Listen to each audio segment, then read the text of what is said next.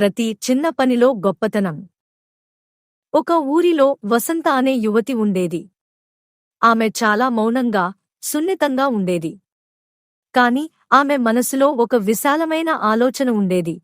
ప్రతిరోజూ మనం చేసే చిన్న చిన్న పనులు మన జీవితాన్ని ఎలా మార్చగలవో ఆమె ఆలోచనలు చాలా గాఢమైనవి. ఒకరోజు వసంత తన పాఠశాలలో ఒక చిన్న పిల్లవాడిని చూసింది. ఆ పిల్లవాడికి మంచి పుస్తకాలు కావాలని, కాని అది తన కుటుంబ పరిస్థితులకు అందడం లేదు. వసంత తన పాకం నుండి ఒక పుస్తకాన్ని తీసుకుని ఆ పిల్లవాడికి ఇవ్వడానికి నిర్ణయించుకుంది. ఆ పిల్లవాడి హృదయాన్ని గెలిచిన వసంత అతనితో బహుమతి ఇవ్వడం కాకుండా అతనికి ఒక మంచి మార్గం చూపేలా ప్రేరణ ఇచ్చింది.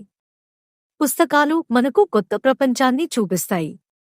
నువ్వు చదివి ఎదగాలంటే ప్రతి క్షణం ప్రయత్నం చేయాలి అని ఆమె ఆ పిల్లవాడికి చెప్పింది. తర్వాత ఆ పిల్లవాడు ప్రతిరోజూ కఠినంగా చదువుకుంటూ తన కలను సాకారం చేశాడు. అలా వసంత చేసిన చిన్న క్రతువు ఆ పిల్లవాడి జీవితాన్ని మార్చింది. ఈ సంఘటన చిన్నది అనిపించినా వసంతకు అది ఒక పెద్ద బదిలీ తీసుకువచ్చింది. ఆమె గ్రహించింది, ప్రతి చిన్న పని, దానిని చేసే మనస్సు ఎంత ముఖ్యమో. ఒక చిన్న అక్షరం ఒక పెద్ద కథ చెప్తుంది.